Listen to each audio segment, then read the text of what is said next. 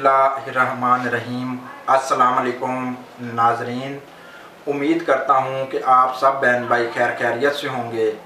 और नाज़रीन, ये हमारी वीडियो भी प्रीवियस जो हमारे लेक्चर्स मिग्रेन पर डिस्कस हो रहे हैं तो उसी से रिलेटेड है। आज आपको जिस तरह मैंने पिछली वीडियो में बताया था कि आज हम इसकी काजेज़, ट्रिगर्स क्या हैं, मिग्रेन ट्रिगर्स क्या हैं, और उसके बाद हम ये बताएंगे कि इसकी कॉम्प्लिकेशंस और रिस्क फैक्टर्स क्या हैं। तो नाज़रीन, सबसे पहले आपको बताता चलूँ कि what are the causes of migraine. नाज़रीन, though migraine causes are not fully understood, genetics and environmental factors appear to play a role. तो नाज़रीन, मैं बताना ये चाहता हूँ कि हमें जो हमारे एक्सपर्ट्स, जो हमारे अथॉरिटीज़ मेडिकल से रिलेटेड इस पर काम करती हैं, तो उनको आज तक इसके फुल काजेज़ क्या हैं मिग्रेन की कोई पता नहीं चला। लेकिन सबसे ज़्यादा जो ख्याल किया जाता है उसमें जेनेटिक्स और इन्वायरमेंटल माहौलियाती factors appear to play a role, यानी दो चीज़ें ज़्यादा अहम किरदार अदा करती हैं। आपकी जेनेटिक्स, अगर आपके पीछे वालिदैन को ये मसला है तो आपके अंदर भी ये ट्रांसफ़र हो सकता है जेनेटिकली, और environmental factors play a major role in migraine. Changes in the brain stem and its interactions with the trigeminal nerve, a major pain pathway might be involved. So might imbalances in brain chemicals including serotonin, which helps regulate pain in your nervous system. नाज़रीन, इसमें ये बताया जा रहा है कि अगर आपके ब्रेन स्टेम के अंदर चेंजेस हों और ट्राइजेमिनल नर्व जो कि ब्रेन स्टेम से आगे सप्लाई करती है, उसके पाथवे और इंटरएक्शंस के अंदर, यानी को पाथवे में इंटरएक्शन हो जाए, तो जो कि ये एक मेजर पेन का पाथवे है, इसमें अगर कोई डिस्टर्बेंस हो, प्रॉब्लम हो, तो उसकी वजह से जो है ना मिग्रेन हेडेक इसकी वजह से भी हो सकता है। तो इसमें सबसे ज़्यादा आपका ब्रेन का जो केमिकल्स इम्बैलेंस होता है वो है सीरोटोनिन, जो इसका काम होता है कि नर्वस सिस्टम में वो पेन को कंट्रोल करता है। अगर इसकी अंदर इम्बैलेंस हो जाए तो सेरोटोनिन केमिकल के अंदर, जिसको हम हार्मोन भी कह सकते हैं, तो सेरोटोनिन की इम्बैलेंस की वजह से आपको मिग्रेन हेडेक हो सकता है। नाज़रीन, researchers are studying the role of serotonin in migraines.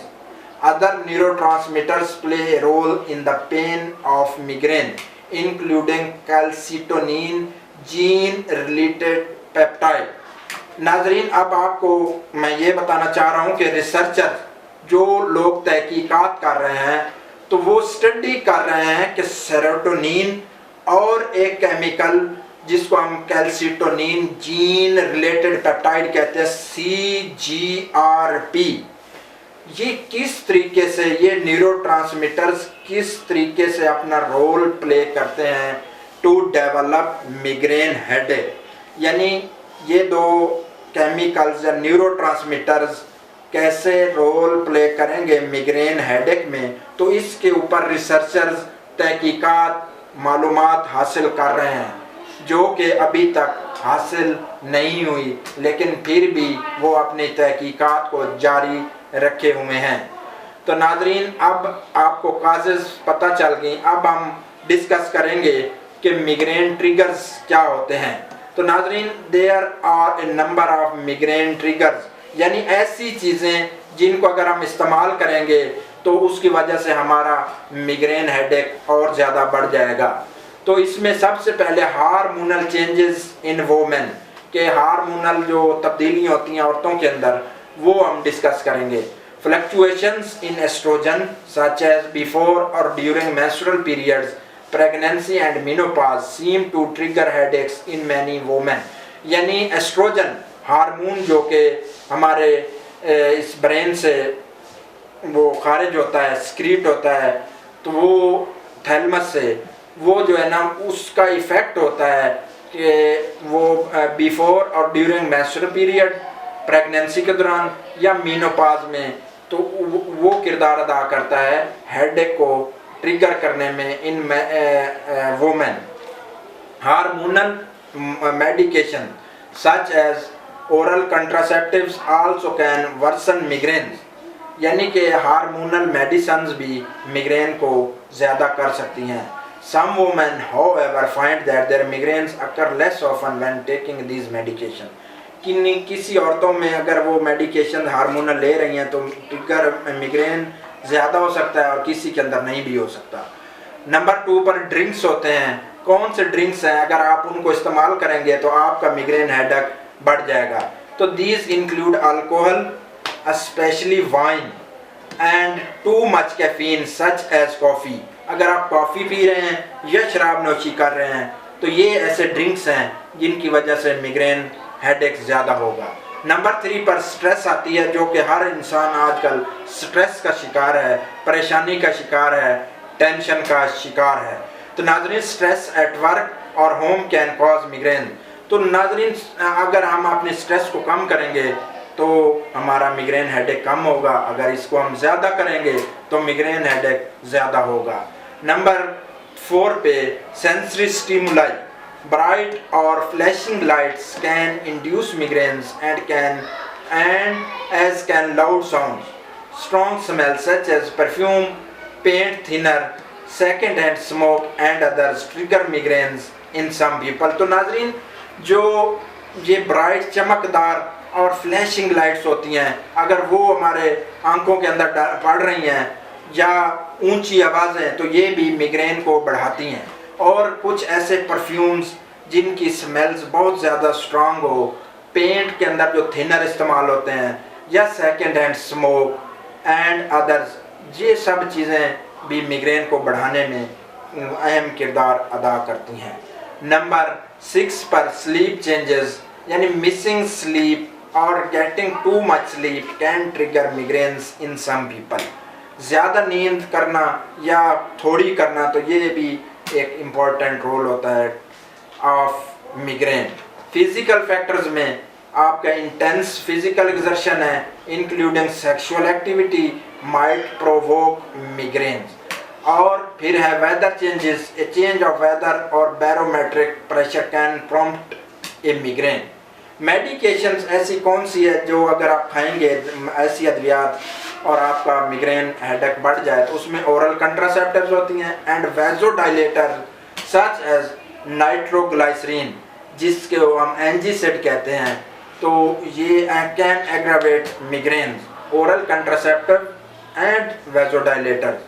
Foods, ऐसी कौन सी ग़िज़ाएँ हैं जिनको हम इस्तेमाल करें तो मिग्रेन का हेडेक ज़्यादा होगा।